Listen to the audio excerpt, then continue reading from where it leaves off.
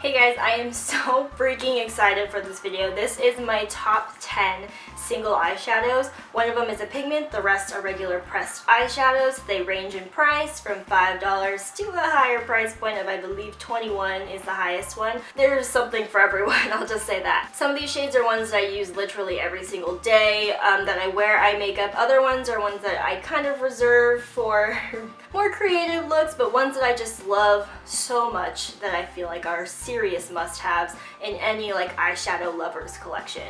Eyeshadow is my absolute favorite makeup category. I don't know if I've really ever said that, but I just love eyeshadow so much. So, like I said, very excited about this video, and let's get started. Okay, these are going to be in no particular order. I really do love them all equally and for different reasons, but I will start off with one that you should be very familiar with if you've been watching my more recent videos. This is a Colourpop shadow, and it is the one in Get Lucky, which again, I've been talking about kind of into the ground, but I had to include it. It is a true gold shadow. It is the perfect tone. If you have even the slightest interest in gold eyeshadow, or even just trying like a Colourpop shadow, of all the ones I have, granted I don't have too many, I think I have 4 or 5. This one has the best formula. It's the smoothest, it's the most pigmented in one swipe.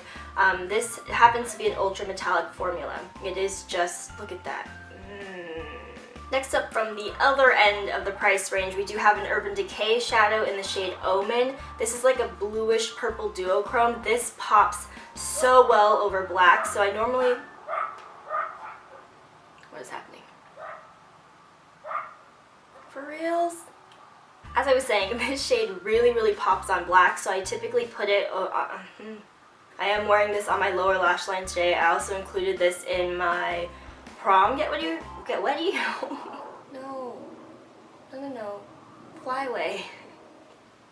It really is just like a bright color. It just brings a lot of life and light to the eyes, and I really like it. Next I have an Inglot shadow. I haven't talked about Inglot in a while, but this is one of my all-time favorite crease browns. It's just the perfect warm tone, and it has a little bit of shimmer in it. Honestly, I don't really mind putting shimmery shades in my crease. I know a lot of people say it's a no-no, but I do it all the time. Did it today. So it's this one right here. I have hit pan on this one. I have barely touched this, but this one is number 42, and again, just the warmth in it, and it just blends and applies so nicely.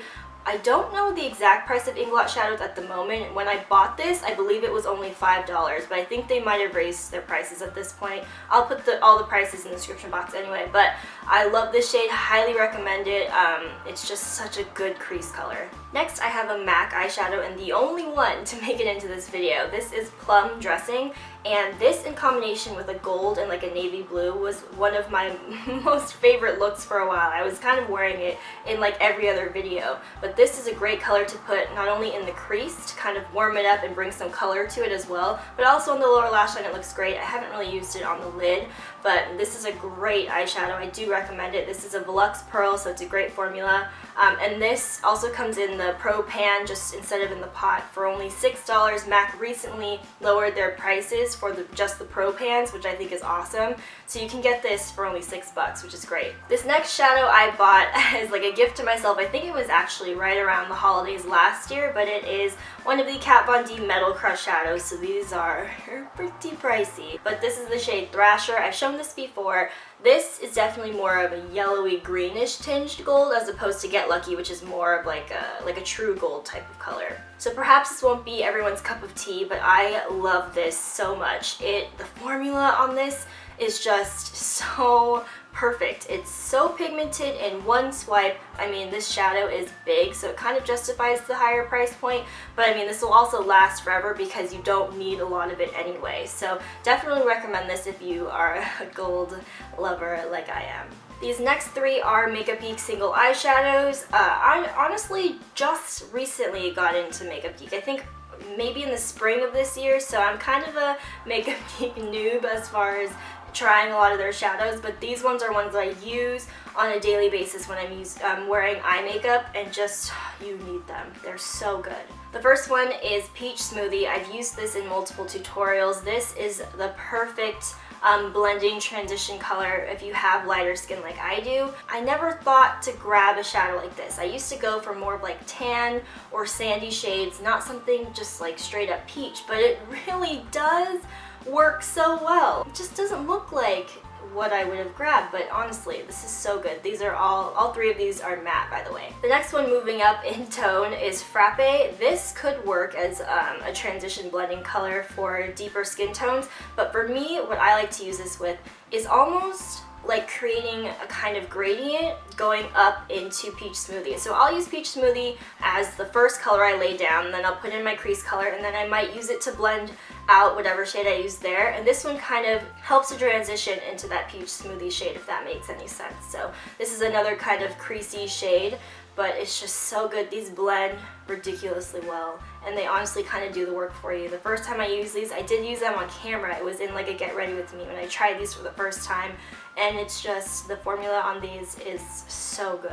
And the last one I feel like is in every single like MakeupGeek must-haves, but this is Cocoa Bear, and to be honest, this was not the kind of color I would have gone for before. I always liked golds and like bronzes, but as far as warmth goes in shadows, I never went towards like more of the reddish colors or like terracottas or oranges. That was not my direction or choice or preference, I should say, but this changed my whole perspective on that. This is super warm. It's what I'm wearing in my crease today. In fact, I'm wearing all three of these in some form on my eyes right now. This just, like I said, like changed everything for me. This is a fantastic crease color. Highly, highly recommend it.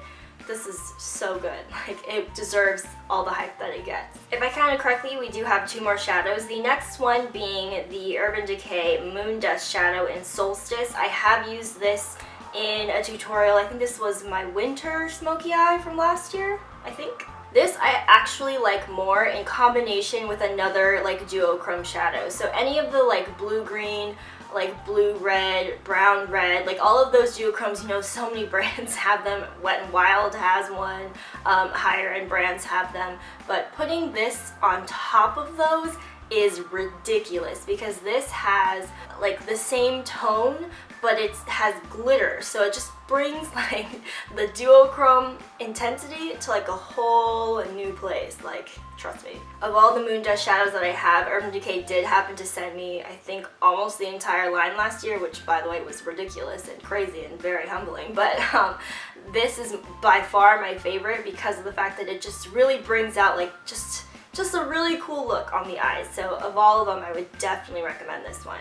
Okay guys, last but certainly not least, honestly, okay, I said I wasn't ranking them, but if I had to pick a number one, I kind of think this would be it because I love this so much. It's almost a little bit weird. This is the MakeupGeek Pigment in Hologram. I'm not gonna open it right now because, there's a FedEx truck. Because this is the old packaging. Long story short, the old packaging for these pigments was incredibly crappy and faulty. Now they have new jars, so no need to worry about that. But this shade is out of this world. It is holographic, it shifts, it's a duochrome, so it is kind of like a peachy, corally base, but then it shifts like so intensely to like a yellowy green tone. It is what I'm wearing on my lids today, and then I brought it down to my lower lash line as well.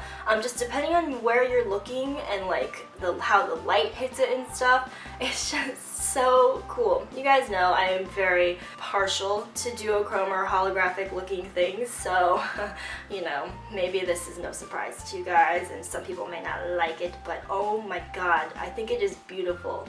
Just beautiful. It applies really nicely too. It's not chunky. It looks kind of chunky like in the actual jar, but once you apply it, it's fine. Like, it's so smooth. There's no fallout. Just, oh, you guys, you need this. Like, you really, really do. Okay, I hope that was enough enabling for one video. Thank you guys so much for watching. Let me know what your favorite single eyeshadows are. Chances are I probably have some of them. I love eyeshadow. Eyeshadow is just so fun and beautiful and versatile, and love it. Anyway, that's it. I'll see you guys next time. Bye!